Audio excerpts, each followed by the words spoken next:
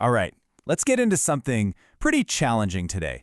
We're going to dissect this idea. What if the world we live in is actually designed to punish you for being authentic? We're diving deep into an anatomy of what this text calls a crazy world. Basically, a deep look at the mechanics of alienation. You know, this whole thing really hangs on this one single question, and it's a big one. Just think about it for a second. What if the simple act of being yourself, with no filter, no performance, what if that was seen as a threat? A threat to the whole social order?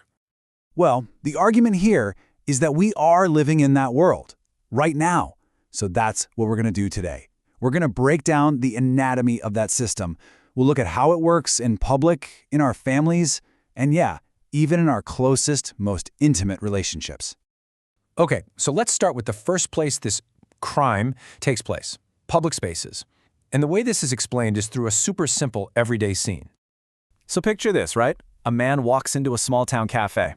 He hasn't done anything wrong, nothing at all, but every single head turns to look at him. So, why? The core idea is that his crime was that he wasn't performing. See, the cafe isn't really a place for coffee. It's a stage. It's a theater of normalcy. And his authentic presence just shatters that whole performance. Those stares, they're not just curiosity. It's an assessment. Does he fit in? And this is where things get really interesting, because this completely reframes the idea of community. It's not a place of belonging. It's a surveillance system. One where we're all watching each other for any sign of deviation from the script. The crime isn't what you do, it's that you fail to match the template. I mean, how many of us have felt that pressure before? But this system, this whole performance, it doesn't just stop at the cafe door. Oh no. The analysis goes way deeper. It moves from the public square right into our most intimate space, the family. And the argument is that, even our own families can be a stage for this exact same kind of alienation. And this is where it really starts to poke at our assumptions, right? It takes that old saying and just flips it on its head. It's asking, why should an accident of biology, something you had no control over, create a lifetime of obligation, especially if that family never really sees you or accepts you for who you truly are? This slide just lays out the conflict perfectly. On one side, you've got the societal script we all know. You're a bad person if you abandon your family. But on the other side, you have his reality, which asks a really crucial question. What if the family rejected you first? At what point does leaving stop being abandonment and start being, an act of self-preservation? I love this metaphor. It's so powerful. The black sheep isn't just a sheep with different colored wool. Nope. They're a different animal entirely, just trying to survive in a flock that sees their very nature as a defect. And the text argues that's why a real, genuine connection was just never going to happen. Okay, so we've gone from the community to the family. Now we're going to the next level of intimacy, romantic relationships. And the argument here is that what we often call love, it might just be another performance, another transaction in disguise. So the source lays out this predictable, kind of tragic script of betrayal. It goes like this. First, they're attracted to your clarity. But then that attraction turns into resentment because your freedom just highlights what they're lacking. So they try to control you. And when that doesn't work, betrayal. But here's the real twist. When the authentic person finally has enough and leaves, they're the one who gets called cold. The person who sets a boundary is suddenly the bad guy. So the whole argument is that it was never really about love. It was a transaction. They don't miss you, the person. They miss your utility. They miss your ability to solve their problems, to give them clarity, to be a rock. They miss the service you provided, not the actual person who was providing it. And this quote, wow, it just perfectly reframes what the world calls coldness. It's not a lack of feeling. It is a profound act of self-preservation. It's the ultimate boundary. It's saying, I will not set myself on fire just to keep you warm, especially when they've already shown they're perfectly fine watching you burn.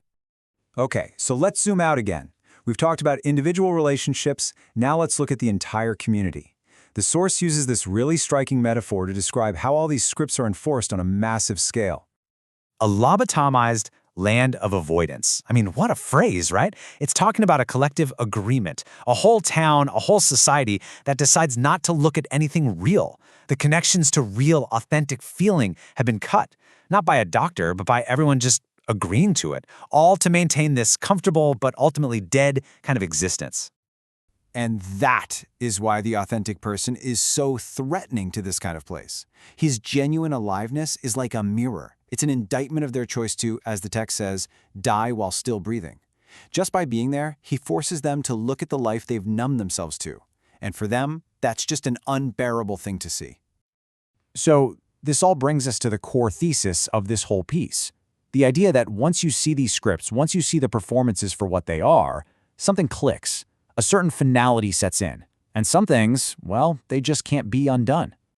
Listen to this. Me, they, lost. That past tense is everything. It's not they are losing me. It's not they might lose me. It's done. It's a completed action. It's final.